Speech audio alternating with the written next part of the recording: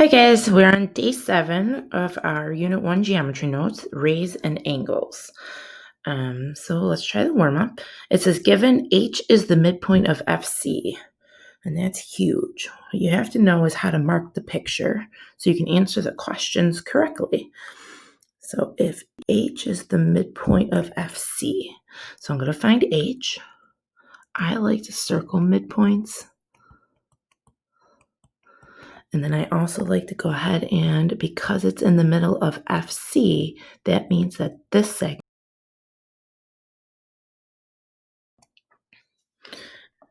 So now we can go ahead and read the rest of the questions.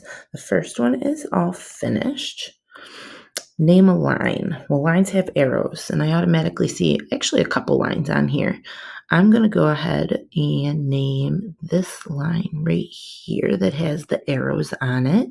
And you can pick any 2 letters on it. I'm going to go ahead and say AC. And I'm going to put my line symbol above my 2 letters. So that one's finished. Part C is H between A and C. So if I find A and I find C and I look at H, in order to be between, you have to be on the same line, and all 3 points are not on the same line. So I'm going to go ahead and say no. And then part D says name 2 congruent segments. And those are the ones I tick marked because of the midpoint. And the ones I tick mark,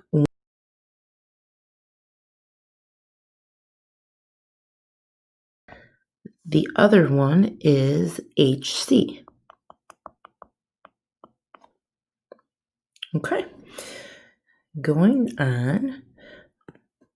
Next part are some definitions. And it looks like first one up is array. Array is a part of a line that starts at an endpoint and extends forever in one direction. Okay, so it starts at an endpoint and goes in one direction. How you name it is by its endpoint and any other point on the ray. So you have to start with the endpoint. So in this first picture, H is the endpoint, and so we will start with H, and then we'll name the letter in the direction of the arrow. So HI, and then we put a ray symbol over it. Just like in the symbol, this endpoint is by H, and the arrow is towards the letter I. Okay? In the second picture, we would have to say B first, because it's the endpoint, and then E, and then we put the ray symbol over it. Ray symbols always point to the right. Okay. And then we go on, and it says angles are formed by 2 rays that share an endpoint. The rays are called the sides of the angle. The vertex is the point of intersection of the 2 rays. Okay. So if we go over here, we have a nice angle. A is the vertex of it, and that's where the 2 rays come together. So when we name this angle, we could name it by a capital letter that names its vertex. And we can only do this when there's only one angle at that letter.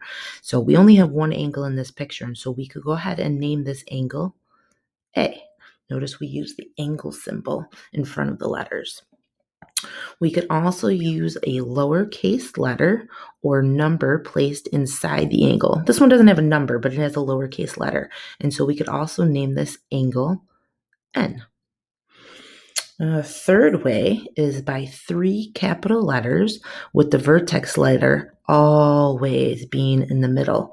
So we could go ahead and grab this letter from this side of the ray, then the vertex letter, and then this letter on the other side of the ray, and we could name this angle CAB. We could also name it angle BAC. Notice that A stayed in the middle because A is the vertex letter and it has to be in the middle. Okay. Going on to the last part of the first page of notes. Use the diagram at the right to answer the following. Part A says name the vertex of the angle in the diagram. Well, the vertex is where the 2 sides come together, and that would be P. We don't say angle P because they're just asked us to name the vertex. The vertex is the is the letter. They didn't say name the angle. Part B, name the two rays that form the angle. Well, remember, rays have to be named with their endpoint first. So we'll go with P, and then we'll go in the direction of the arrow, which is Q. We'll put the ray symbol over it. Remember, it always points to the right. The other ray is P as the endpoint, and R is in the direction of the arrow. Okay. Part C, in two different ways, name the angle by using three letters.